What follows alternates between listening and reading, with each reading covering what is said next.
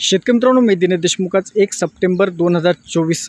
आज आपण आलो अंबूर पॅटर्न पद्धतीने डेव्हलप केल्या जात असलेल्या कपाशी या पिकाच्या प्लॉटमध्ये. शेत कौरवाडी, तालुका महागाव आणि जिल्हा यवतमाळ. शेतकरी मित्रांनो, ज्या प्रकारे मागच्या वर्षी याच ठिकाणी ढगफुटी झाली होती, परत महागाव, उंबरखेड आणि पुसद या क्षेत्रामध्ये मोठ्या प्रमाणात पाऊस हा झालेला आहे. बघू शकता, ढगफुटीपेक्षा भयंकर परिस्थिती इथं आपल्याला पाण्याची बघायला मिळते. ज्या ठिकाणी आपण 5x7x1 कपाशी या पिकाची लागवड केली होती, ते संपूर्ण शेत जे 2.5 ते 3 एकराचं शेत आहे, संपूर्ण पाण्यामध्ये गेलेले आहे. इथं अप्रतिम असा प्लॉट डेव्हलप झालेला होता. इथंसुद्धा आपण तारबांबूने बहारणी करणार होतो आणि हा प्लॉट खरंच शेतकऱ्यांसाठी खूप चांगल्या प्रकारे बघण्यासारखा प्लॉट होता. आणि जर निसर्ग चांगला राहिला तरच आपण शेतकरी सुखी राहू शकतो.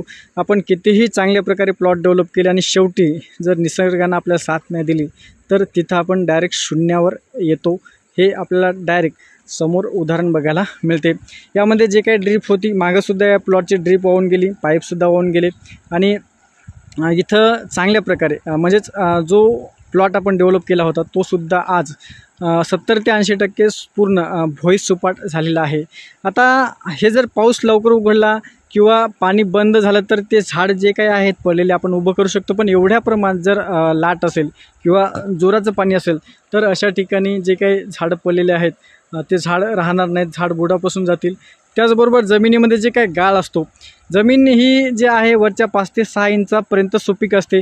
जसं जसं आपण खाली जाल तसं जमीन जे काही सुपीकता असते आणि जे काही पिकण्याची जमिनीमध्ये क्षमता असते ती राहत नाही. आणि जेव्हा आपले अशा प्रकारे नुकसान होते, जे काही आपल्या शेतामध्ये पिकणारी जमीन आहे, पिकणारी गाळाची शेती आहे, ही जर वाहून गेली तर आपलं शेत कमीत कमी 4 ते 5 वर्षे चांगल्या प्रकारे पिकत नाही.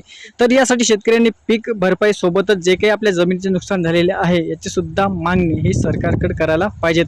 शेतकरी मित्रांनो, हे जे एवढ्या मोठ्या प्रमाणात नुकसान झालेलं आहे, हे बरेचसे हायवे आता नवीन झालेले आहेत. त्याचबरोबर जे धरणं आहेत हे एकदाच पाणी सोडून देतात किंवा हायवे आहेत, हायवेमुळे बऱ्याचशा अडचणी शेतकऱ्यांच्या शेतामध्ये आपल्याला बघायला मिळतात.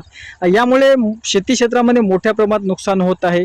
आणि अशा प्रकारे जर नुकसान होत राहील तर शेतकऱ्यांनी एकतर भाव आपल्याला मिळत नाही, त्याचबरोबर आपल्याला आपल्या शेतामध्ये जे काय आपण पिकवतो ते पीक आपल्या शेतातून घरी येण्याची गॅरंटीसुद्धा नाही.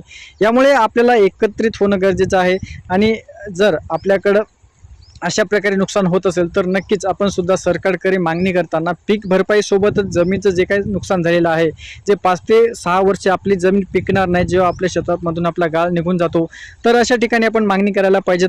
आणि असं जर आपला प्लॉट झाला असेल तर आपण कुठल्याही प्रकारचं घाबरण्याची टेन्शन नाही, आम्ही आपल्यासोबत सदैव आहे. आणि जर प्लॉट राहिला तर आपण त्याला चांगल्या प्रकारे उभं करू शकतो, सरळ करू शकतो. त्यानंतर आपण त्यामध्ये ड्रिचिंगसुद्धा करू शकतो.